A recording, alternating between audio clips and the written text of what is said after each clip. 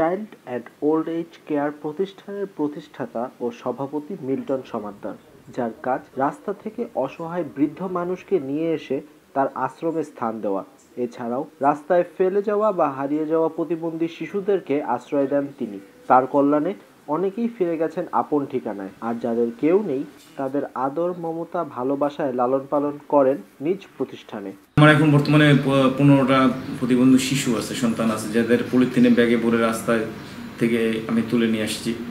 তো এই শিশুরাও আমাকে যখন বাবা বলে ডাকে বা দৌড়ে আমার কাছে আসে, তো এই জায়গায় যে ভালো লাগাটা, বা আমি যে এখন যদি ভিতরে যাই বাবা মাদের সাথে দেখা করতে, এদের যে একটা আমাকে দেখলে যে চিৎকার বা বাবা কাছে আসো, কথা বলবে, আগ্রহ বা আমার হাত বুলাই দিবে, এটা আসলে আপনি অন্য কোনো জায়গায় পাবেন না। মানে অন্য কোনো কাজে এত ভালো লাগাটা আসলে পাওয়া যাবে না। নিম্নবিত্ত এক পরিবার থেকে ক্ষুধার যন্ত্রণার সাথে লড়াই করে বড় হয়েছেন মিল্টন। অর্থের অভাবে ঢাকায় একসময় মাসের পর মাস রাত কাটাতে হয়েছে রাস্তায়। ছোট থেকেই মানুষের পাশে দাঁড়ানোর ঝোঁক ছিল ভীষণ। ছোটবেলাটা কাটছে মাছ ধরে, মানে মাছ ধরে বিক্রি করে, তারপরে মানুষ পরের জমিতে কাজ করে পানের বড় যে মাটি কেটে, এরকম রাজমিস্ত্রি বা কাঠমিস্ত্রিদের হেল্পারি করে।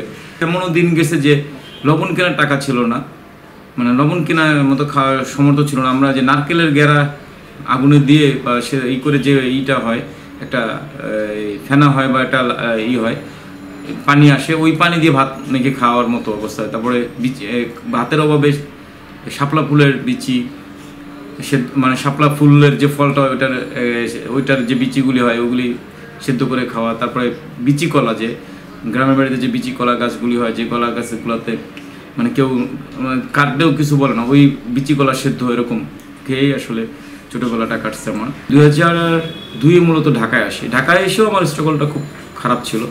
প্রায় 3 মাসের মতো আমাকে রাস্তায় থাকতে হয়েছে, যেখানে কোনো বাসা ভাড়া বা মেস টেস এরকম কোনো জোগাড় করতে পারিনি। বাংলা মোটর বা শাহবাগের এই এলাকাটাতে আমি মানে বাংলা মোটর যে ফ্লাইওভার আছে সেখানে ঘুমানোর থেকে শুরু করে কারণ বাজারে সাজিতে, ওই যে শ্রমিকদের যে ফল টল সবজি বিক্রি করে, ওই সাজিতে ঘুমে দিন কাটছে আর কি আমার। মিল্টনের বৃদ্ধাশ্রমের কাজটা শুরু হঠাৎ করেই। একদিন এক বৃদ্ধকে রাস্তায় পড়ে থাকতে দেখে মায়া হয় তার। কোনো কিছুর কথা না ভেবেই বাড়িতে নিয়ে আসেন তাকে। সেই যে শুরু। গত 7 বছরে 350-এরও অধিক বৃদ্ধ বাবা মাকে রাস্তা থেকে তুলে নিয়ে এসেছেন তার আশ্রমে, যাদের প্রায় সবাই বড় ঘরের বাবা মা।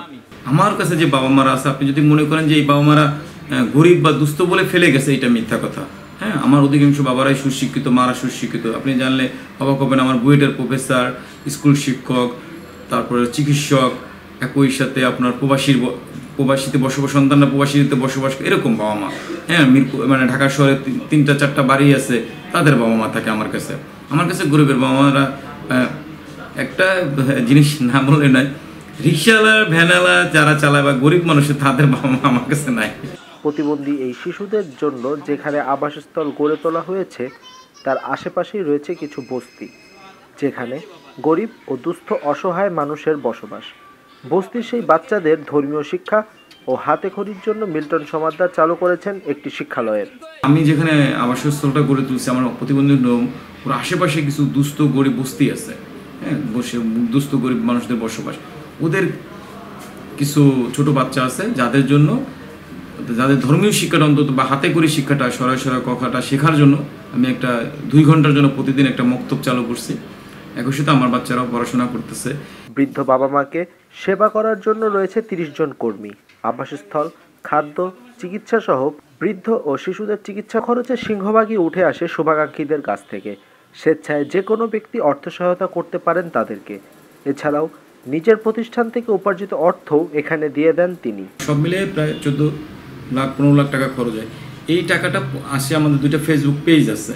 একটা হলো আমার নিজস্ব নামে মিল্টন সমাদ্দার, আর একটা হলো চাইল্ড অ্যান্ড ওল্ড এজ কেয়ারের নামে, আমার প্রতিষ্ঠানের নামে 2টা ফেসবুক পেজ আছে। এই 2টা ফেসবুক পেজের স্বেচ্ছাদান থেকে আসে, যে যা দেয় তাই নিচ্ছি। একই সাথে আমাদের প্রচুর পরিমাণে খাবার আসে। হ্যাঁ, কেউ জন্মদিন পালন করতে আসে, কেউ মৃত্যুবার্ষিকী পালন করে, কেউ বাচ্চা মানে ঘুরতে আসে, এসে আমাদের সাথে আনন্দ ফুর্তি করে। তো এই খাবারটা আমরা পাই। এছাড়া আমাদের শুভাকাঙ্ক্ষীরা স্বেচ্ছা দান করে। আর একটা হলো আমার একটা ছোট বিজনেস আছে মিল্টন হোম কেয়ার, যেটা থেকে মান্থলি প্রায় 5 থেকে 6 লাখ টাকা আয় করি আমি। এই সব মিলিয়ে চলতেছে আর কি। গভর্নমেন্টের কোনো ফান্ড বা বেসরকারি বা কোনো বড় প্রতিষ্ঠানের এরকম ফান্ড আমাদের মানে মাসিক প্রতি মাসে আসবে এরকম কোনো ফান্ড আমাদের নাই। অর্থ সম্পদের লোভে এবং তা পাওয়ার পর অনেক সন্তানই রাস্তায় ফেলে রেখে আসছেন তাদের বৃদ্ধ পিতামাতাকে। ক্ষোভের সাথে মিল্টন হ্যালোকে বলেন, ধানমন্ডি বাড়ি বড় ভাই পাইছে, আমি গুলশানে কেন পাইলাম, এটা নিয়ে মন কালাকালি, এই বিষয়গুলো নিয়ে আসলে মূলত বাবা মারা টর্চারিত হয়। আর এখানে আরেকটা সমস্যা, স্বামী স্ত্রীর মধ্যে যদি একজন না থাকে তাহলে তো আরও ভয়ঙ্কর। মানে বৃদ্ধ মানুষ দুজন, হ্যাঁ, পরিবারে একজন যদি আগে মারা যায়, যেহেতু মা থাকে বা শুধু বাবা থাকে, তখন সন্তানরা আরও বেশি সুযোগ পায় এবং ওই সুযোগে রাতের অন্ধকারে সিএনজি বা রিক্সায় ভরে রাস্তায় ফেলে দিয়ে আসতেছে এবং আত্মীয় স্বজন বা অন্য ভাই বোনদের বলতেছে যে বাবা কোথায় হারাই গেছে। আমার কাছে আপনি ভিতরে চলেন, আমার অধিকাংশ বাবা মাই দেখবেন প্যারালাইজ, হাঁটাচলা করতে পারে না, অক্ষম। তো সেই মানুষের রাস্তায় কী করে আসলো? যেখানে মাছ বিক্রি করে বরফ কল, সেই বরফ কলের মধ্যে একজন বৃদ্ধ বাবাকে পাইছি। তো সেই বৃদ্ধ বাবাকে তো আর বরফের মধ্যে সে নিজে এসে ঢুকে শুয়ে থাকে না, স্ট্রোক হয়ে গেছে, হাত ব্যাকা দেখবেন উপরে আছে। তো এরকম বাবা মা তো অবশ্যই কোনো কেউ আমরা ফালাই দিচ্ছি। বৃদ্ধ বাবা মাকে রাস্তায় ফেলে আসা বা বৃদ্ধাশ্রমে রেখে আসার দৃশ্য দেখে প্রভাবিত হবে সন্তানরা। শেষ বয়সে তাদেরও পরিণতি একই হতে পারে জানিয়ে মিল্টন সমাদ্দার বলেন, আমার সন্তান ছোট হোক আর বড় হোক, ও দূর থেকেও আশেপাশে দিয়ে প্রতিনিয়ত দেখতেছে আব্বা তার আব্বার সাথে, আমার আব্বা তার আব্বার সাথে কেমন ব্যবহার করতেছে, তো ওইটা ও শিখে রাখতেছে। পরবর্তীতে যখন আমি বৃদ্ধ হয়ে যাব বা ওই যে বাবা মারা টর্চার করবে সে বৃদ্ধ হয়ে যাবে, তখন তাকে টর্চার করবে, যেমন কর্ম তেমন ফল। মিল্টন, তার স্ত্রী ও সন্তানদের কাছে এটি একটি পরিবার, দুঃখ কষ্ট ভালোবাসায় গড়া সুখের এক সংসার। পরিবারের সদস্যের সংখ্যা যদি বেশি হয় তো পরিবার তো পরিবারই, মাইনে তো নিতেই হবে। এটা হলো আমাদের পরিবার, দুইজন, আমার স্বামী স্ত্রী, আমরা স্বামী স্ত্রীর দুই সন্তান, আর আমার বাবা মা তো বাবা মা, সন্তানরা তো সন্তানই। আল্লাহ যদি এই ভেস্টটা পৃথিবীতে সৃষ্টি করতো, ভেস্তের স্বাদটা যদি পাইতে হয় দেশ, মানে সেই জায়গাটা হলো এখানে।